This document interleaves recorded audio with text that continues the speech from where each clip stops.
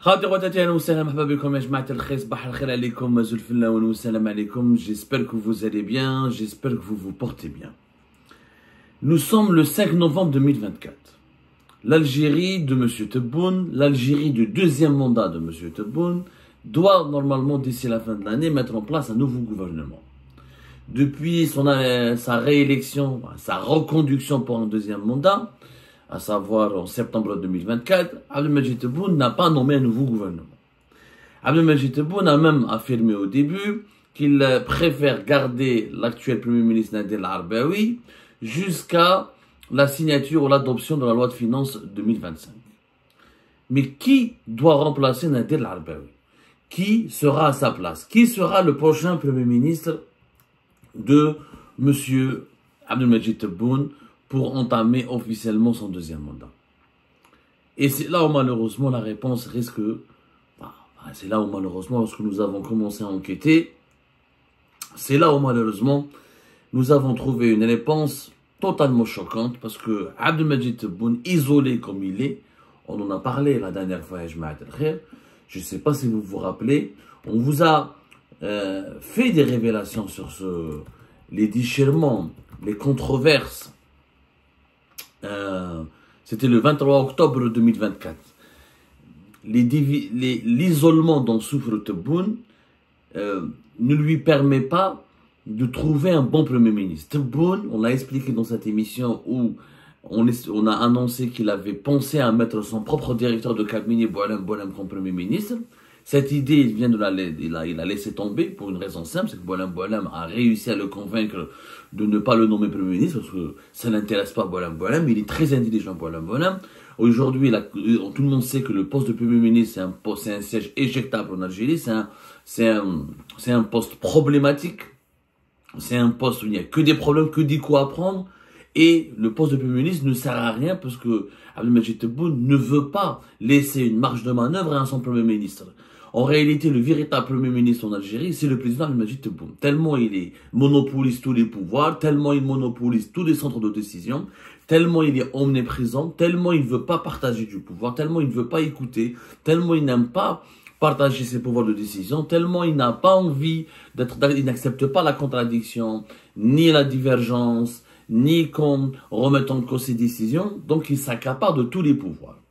On a comme dans l'émission du 23 octobre dernier que Tebboune, il a un problème aujourd'hui, c'est que il a créé un isolement autour de lui, il a créé le désert autour de lui. Son clan, il est composé uniquement de Boualem et de quelques petits conseillers qui lui sont fidèles depuis 2017, voire bien avant, comme Kamel Sidi Saïd, comme Abdellatif Belkayem, comme un petit peu Tim Second, un service de communication, où là, ses conseillers, il y a des conseillers, des proches à lui, mais cash, ils n'ont pas vraiment un niveau intellectuel important, ou un niveau d'instruction important, ou là, ils n'ont pas d'expérience politique et politicienne. Ils ne sont, mis à part Boualem. Parce que Tebboune, finalement, quand il est arrivé au pouvoir, il n'avait que deux conseillers, deux proches, sur lesquels il s'est appuyé pour créer son système. Boualem, ou Abdelhafid Allahom. Allahom rah, il est ambassadeur à l'étranger depuis pratiquement 2022. Alors on parle d'une éventualité que Allahom va revenir. Qu'il y a des informations et des sources qui annoncent que Abdelhafid Allahom va quitter parce qu'il a été nommé ambassadeur en Europe de l'Est, notamment du côté de la Hongrie, si je me trompe, en tout cas, il est dans un pays de l'Europe de l'Est. Abdelmadjid Tebboune serait tenté de le faire revenir afin de le réhabiliter, de lui redonner un poste au sein de la présidence. Mais ça n'a pas été fait. Il lui reste que Boualem. Tous les autres conseillers qui l'entourent, ce sont des petits conseillers, des anciens amis, des quelques personnes dignes de confiance. Mais le clan Tebboune n'a pas vraiment... Tebboune, il a construit un clan. جاب طيب لوح طيب بلعيز il a fabriqué السلال, il a récupéré Ouyahia, جاب شاكيب خليل, جاب des gens, il a récupéré Abdelaziz Belkhadem, d'un un clan. Dès que l'on a des véritables conseillers autour de lui, il a propulsé son frère Saïd Bouteflika au devant de la scène, il a créé un clan. Tebboune n'a pas de clan, Tebboune il n'y a que lui. C'est pour ça, moi je dis, c'est le président Soleil, c'est comme le roi Soleil. Il n'y a que lui, tellement il est aveuglé par ses certitudes, tellement il a de l'ego, qu'il n'arrive pas à créer une cour. Donc, puisque les personnalités de l'opposition ils n'en veulent pas, ils ne veulent pas collaborer avec lui parce qu'ils se méfient de lui, parce qu'ils ont bien vu que c'est quelqu'un de très autoritaire et d'absolutiste dans son exercice du pouvoir. Il y a les autres personnalités nationales issues du pouvoir, elles veulent pas collaborer avec lui parce qu'il leur donne pas de marge de manœuvre. Il veut juste les utiliser pour les écraser, pour les utiliser comme faire valoir. La Mamara, en même temps, la Mamara a collaboré avec lui. Il y a eu une crise parce que Tebboune se méfie de la Mamara. Il avait peur que l'armée ou l'institution militaire soutienne la Mamara dans les élections précédentes, le septembre 2024. Donc il l'a mis à l'écart. Les autres personnalités qui mettent Benflis, les SD Mihoubi, ses anciens concurrents, il les a complètement cassés, mis à l'écart. La classe politique, elle est cassée. Louise Hadnoun, qui s'est rapproché de lui un petit peu en 2023-2024, elle a été cassée, mise à l'écart, parce que il ne supporte pas qu'on le critique, qu'on lui dise, qu'on le contredise, ou qu'on essaie de le conseiller, ou lui dire la vérité, mais tu t'es trompé sur certains choix. Mais la scène politique du monde algérien, mais toute personne qui était proche de Tebboune, même les Kanous, même celles et ceux qui ont essayé, Saïd Anarza s'est rapproché de Tebboune, ensuite elle a été mise à l'écart et cassée. Sofiane Djilali, la même chose. Énormément de personnalités politiques. Et quand ils ont essayé de tisser des liens avec Abdelmajid Tebboune, ce n'était plus possible parce que ou elles sont utilisées, ou elles doivent se soumettre à son diktat, ou son caractère autoritaire prend toujours le dessus sur les concertations ou le dialogue qui s'impose dans la gestion politique d'un pays. Et du coup, il y a le vide autour de Tebboune. Maintenant, il a un problème. Il ne trouve pas comment nommer un premier ministre. Plus Boualem, il a préféré rester directeur de cabinet, il a raison, il est très intelligent parce que le poste de premier ministre c'est un piège, c'est un cadeau empoisonné. Tebboune avait 3 choix. Premier choix, Brahim Merad, son ministre de l'Intérieur et directeur de campagne. Mais c'est un choix qu'il est obligé d'abandonner parce que le scandale, l'Esraf, la gestion anarchique de l'annonce des résultats des élections présidentielles et la mauvaise conduite de la campagne électorale avec les dérives populistes et le taux de participation extrêmement faible, à la belle comme Mouchsaf les élections présidentielles, où la Cour constitutionnelle était obligée de reprendre le dossier en main et de trafiquer les chiffres, de les falsifier et de les gonfler, de les grossir pour offrir une certaine respectabilité, une certaine légitimité au deuxième mandat de Tebboune. Brahim Merad en plus, il est sous enquête. Parce qu'il y a une enquête de la gendarmerie algérienne, de la brigade de recherche de Bebjdid, qui est menée discrètement sur ce qui s'est passé, le trafic des chiffres et la mauvaise organisation des élections et les contradictions, les incohérences entre l'autorité nationale indépendante des élections et la Cour constitutionnelle. Donc Brahim Merad, il est compromis, il a perdu toute crédibilité, donc Tebboune ne peut pas l'utiliser comme Premier ministre. Donc, son deuxième choix, c'était Ali Aoun, l'actuel ministre de l'Industrie et de la Production pharmaceutique, qui est l'un des cadres majeurs et poids lourds de son gouvernement. Ali Aoun de Tebboune, depuis 2023, voulait le mettre Premier ministre. Saïd Chenguereha, l'institution militaire, s'y opposait gentiment. Cette fois-ci, il ne peut même pas le relancer dans la course, Ali Aoun, je rappelle que depuis un mois, et depuis les révélations d'Algérie partent au mois d'octobre et au mois de septembre, notamment au mois d'octobre, M. Ali Aoun est dans un scandale extrêmement grave. Son propre fils est emprisonné. On en a parlé il n'y a pas longtemps. Et on a même dit comment se fait-il qu'il est encore ministre alors que son fils est emprisonné dans une affaire de corruption, de trafic d'influence et que sa fille, elle est sous contrôle judiciaire. On en a parlé, c'était le 26, je crois. Le 26, fin octobre, ça fin octobre. Donc, Ali Aoun ne peut plus rester au gouvernement. C'est un fusible qui a sauté. Le scandale est tellement gros qu'il l'a même compromis et salit tout le bilan de Abdelmajid Tebboune et qu'il a compromis définitivement sa réputation, puisque Abdelmajid Tebboune a essayé de construire, c'était le 31 octobre.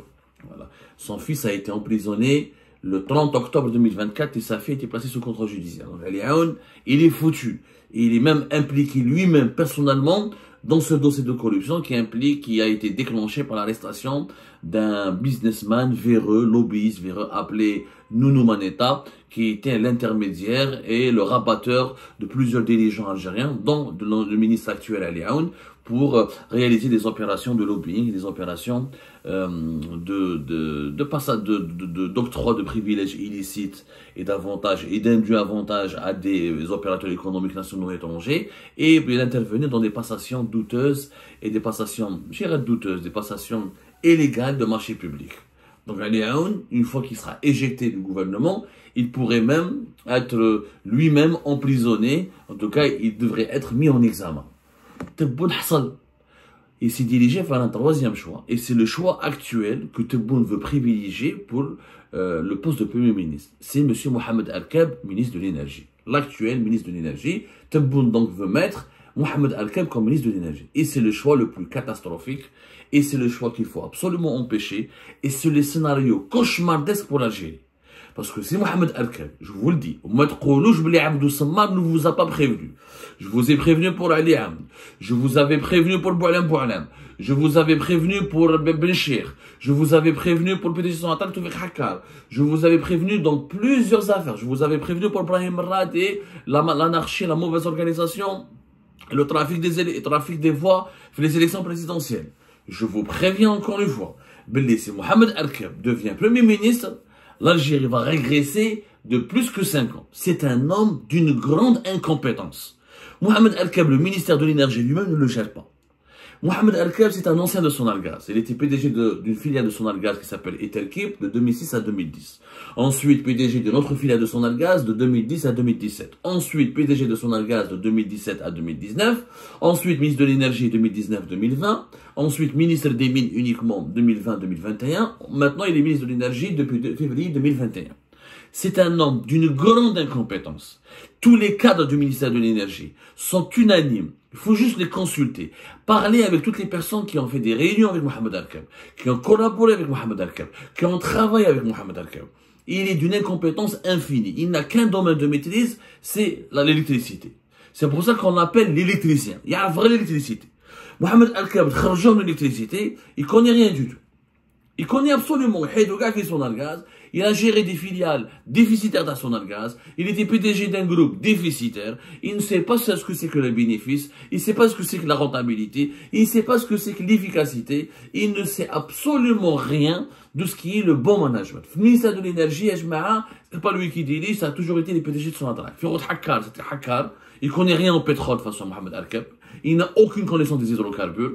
Quand il veut se documenter ou là, comprendre un dossier des hydrocarbures, il parlait à des anciens à Sonatrach ou là, il cherchait dans son entourage des amis qui connaissaient les dossiers. Mais lui, il n'a jamais été pris en considération, ni pris au sérieux. La présidence ne l'a jamais consulté comme il se doit dans les dossiers des hydrocarbures.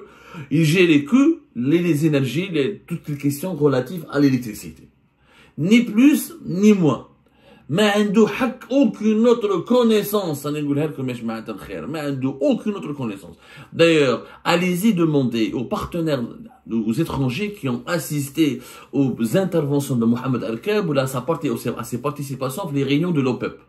La grande organisation de l'OPEP. L'organisation des pays producteurs de pétrole en Algérie est l'un des membres les plus importants et l'un des membres historiques. Tout le monde est choqué. 1000 fois, des sources étrangères nous rapportent, mais comment vous êtes passé de Cheikh Khalil à ce ministre qui ne maîtrise pas, il ne sait même pas parler, il ne sait même pas faire une allocution brillante concernant les domaines de l'énergie. D'ailleurs, au ministre de l'énergie, parce que justement, il est manipulable, il est maniable et c'est un toutou. D'ailleurs, Mohamed Al-Kab, il doit sa carrière, il doit toutes ses promotions à ses connaissances, à des jeux de népotisme et de favoritisme. Il a toujours été mis en place ou l'a placé dans des postes juste parce qu'il connaît des gens. Sans oublier que Mohamed Al-Kab, comme Ali Aoun, la même chose, il est impliqué dans de graves affaires de corruption. Et le jour où il ne sera plus ministre, où il ne sera plus au pouvoir, les enquêtes qui vont s'ouvrir sur Mohamed Al-Kab seront catastrophiques. Pour s'en convaincre, Algérie Part a déjà parlé de lui. Algérie Part a déjà parlé de lui. L'enquête que nous avions menée, que nous avons publiée le 6 janvier 2022, enquête exclusive, la facette cachée de Mohamed Al-Kab, les amis, les affaires et le pognon. C'est-à-dire que non seulement il est incompétent, il n'a pas de maîtrise technique, il a travaillé que sur les dossiers de l'électricité, il a travaillé que pour des filiales d'un groupe déficitaire, il ne sait pas ce que c'est que le bon management.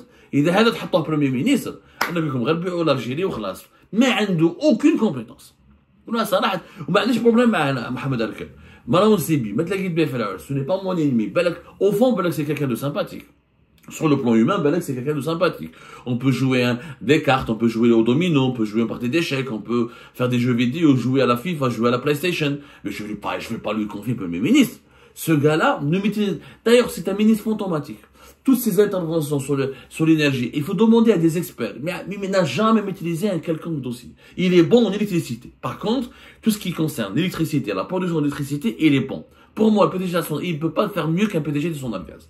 Il ne peut pas faire mieux. Il y a encore. Parce que techniquement, sur tout ce qui est production d'électricité, il est bon. Sur le reste, il y a un Premier ministre, il doit avoir une personnalité, du charisme, de l'expérience et des compétences, des connaissances au niveau du secteur des finances, du secteur économique, de l'industrie, l'agriculture. Il faut qu'il soit un manager, il faut qu'il soit un pilote d'une équipe, il faut qu'il soit capable de fédérer autour de lui. Et lui, c'est pas le cas de Mohamed Al-Kab. Mohamed Al-Kab n'a aucun sens du management.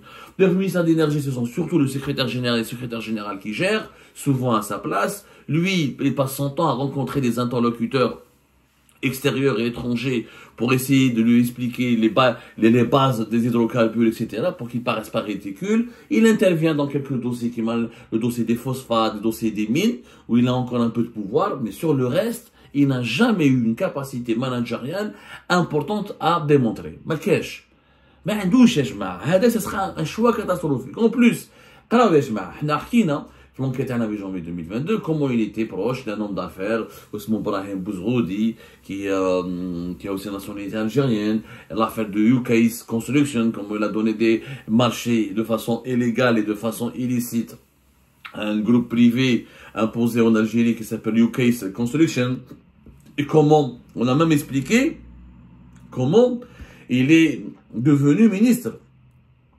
Monsieur Mohamed Al-Kab est devenu ministre parce qu'il était parrainé par des personnalités importantes du régime. Menhom, le fils du général-major Boustela.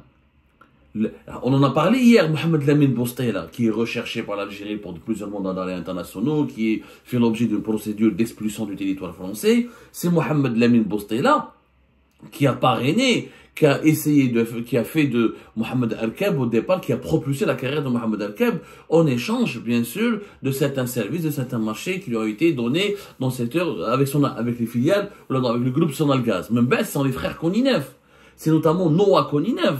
Les frères Koninev, les amis de Saïd Bouteflika, les oligarques les plus influents et les plus importants de l'époque de Bouteflika, qui l'ont utilisé, qui l'ont mis à la place, qui l'ont mis à la tête du groupe, à la tête de l'élection générale de Sonalgaz, où les membres خدموا به. En 2013, je vous cite un passage de notre enquête. En 2013, grâce à l'intermédiation du fils d'un puissant officier des services secrets algériens, Brahim Bouzroudi a fait la connaissance de Mohamed Lamine Boustela, fils du très puissant général de corps d'armée Ahmed Boustela, commandant en chef de la gendarmerie nationale de l'époque. Mohamed Lamine Boustela a mis dans la confiance son ami Noah, le frère cadet de la fratrie des Koninev, la famille la plus puissante de l'oligarchie algérienne durant l'ère Bouteflika, et ce afin de profiter de son réseau pour échafauder tous ensemble un stratagème permettant à UK's Construction, c'est un groupe privé qui a obtenu pas mal de marchés avec son gaz, de gagner le maximum de contrats de construction avec UK's. Afin d'accéder à des marchés de grande envergure, notamment avec les groupes internationaux, Mohamed Lamine Boustela a demandé à ses associés turcs, puisqu'il avait des associés turcs, et était copropriétaire du port sec Arkas, de prospecter en Turquie afin de trouver un partenaire ayant des références dans le montage des infrastructures énergétiques susceptibles de s'associer avec UK's Construction pour prendre avec son gaz, pour prendre des marchés avec son gaz. Donc, Mohamed Al-Kab a été que l'instrument,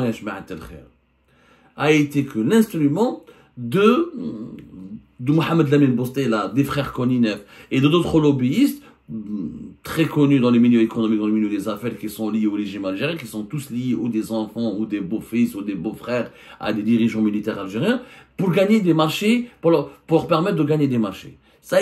il a toujours été le pion des lobbyistes et des oligarques ou des personnalités influentes du régime. C'est tout. Dans notre, il faut juste faire notre enquête. Il faut juste lire notre enquête, détailler. Nous avons donné les marchés, nous avons parlé de la centrale de Chega, nous avons parlé des contrats qui ont été faits avec le Sud-Coréen Hanwha Engineering Construction. On a parlé de plusieurs projets, on a parlé de comment Mohamed Al-Kab dirigeait la CEEG, qui était l'une des filiales les plus importantes de Sonargaz. On a donné tous les détails. Notre enquête Yajma'a a été très détaillée. Ça date de janvier 2022. On a expliqué, je vous répète le titre Yajma'a Al-Khair. L'enquête exclusive, la facette cachée de Mohamed Al-Kab, les amis, les affaires et le pognon. C'est tout. Il n'a jamais eu une compétence précise. Elle a toujours été utilisée et récupérée à un moment dans sa carrière. Il a toujours eu la chance d'être lié aux des frères Koninev, ou à Mohamed Lamine Boustela, ou à des fils et des beaux-fils, encore une fois, ou des beaux-frères de dirigeants militaires ou de dirigeants politiques importants dans le pays. C'est ça la réalité de Mohamed Al-Kab. Et où il est connu au sein du régime algérien, il est connu. Les services secrets algériens ont des dossiers allés, l'armée le connaissent, mais il n'a d'ailleurs aucune popularité auprès des institutions de l'État, que ce soit les services secrets ou l'armée. Il est absolument connu, ses affaires sont connues. Ou ses interventions. Algérie Part, on en a parlé. Ses interventions malsaines dans le scandale du phosphate. On a écarté un grand groupe chinois en 2021 pour le donner à partir de 2022 et 2023 à des entreprises chinoises de moins d'envergure qui ne sont même pas capables de mobiliser un quelconque financement jusqu'au plus contraignant ainsi la Sonatrach à conduire ce projet de plus de 6 milliards de dollars toute seule alors qu'elle aurait pu avoir un partenaire étranger qui lui aurait pu apporter les financements nécessaires pour développer ce grand projet, ce méga projet. Monsieur Mohamed Al-Kab est entièrement impliqué dans le sabotage du grand projet phosphatique de Tbessa. Et on en a parlé. Mais c'est vraiment, honnêtement, c'est Tebboune. Mais Mohamed Al-Kab, comme ministre, comme premier ministre, on va d'abord, Wallahi al-Azim ya jama'a, c'est quelqu'un qui n'a aucune compétence particulière. Tebboune veut le mettre, pourquoi? Parce que Mohamed Al-Kab, il a une qualité aux yeux du régime Tebboune, comme il avait une qualité aux yeux des lobbyistes et des oligarques et des lobbyistes influents du régime de Bouteflika, c'est que c'est quelqu'un qui est servile, qui est zélateur, c'est quelqu'un qui est un exécutant fidèle et loyal, il ne discute pas les instructions. Mohamed Al-Kab, t'as le téléphone, il applique. Mais il peut pas contredire, il peut pas discuter, il peut pas soumettre à la critique, il n'a pas d'avis à proposer, il n'a pas de solution à proposer, il s'implique pas. C'est un bon exécutant. C'est un bon exécutant, c'est un zélateur. C'est pour ça que Tebboune aime ce genre de personnage. Parce que Tebboune n'aime pas les personnalités politiques ou là les technocrates compétents qui ont de la personnalité, qui ont du charisme, qui ont des avis imposés, qui ont une compétence à faire valoir. Non, Tebboune n'aime parce que les gens vont lui faire de l'ombre. Tebboune il veut exister que pour lui-même. C'est que lui qui parle, il n'y a que lui qui fait les interviews, il n'y a que lui qui agit, il n'y a que lui qui est sur le terrain, il n'y a que lui, c'est lui Arba, c'est lui le dieu de l'Algérie. Il n'aime pas, c'est le président Soleil. C'est un roi républicain, une monarchie républicaine. En Algérie aujourd'hui, nous avons besoin d'un premier ministre, nous avons une situation compliquée. La création d'emplois elle est paralysée, il n'y a pas aucun méga projet n'a été lancé dans le pays. Il y a une inflation qui est encore terrible et terrifiante. Il y a un chômage qui augmente, la valeur du dinar qui chute. Il y a des paramètres économiques qui sont déréglés. Il y a trop de masse, il y a une masse monétaire qui circule de façon énorme. Il y a un marché informel qu'on n'arrive pas à encadrer, à endiguer. Il y a une industrie qui est encore mourante. Il y a des investissements étrangers qui sont extrêmement faibles. Il n'y a que des annonces qui n'ont jamais été suivies d'application. Il y a un secteur privé qui souffre des blocages. Il y a une bureaucratie, une administration extrêmement tentaculaire.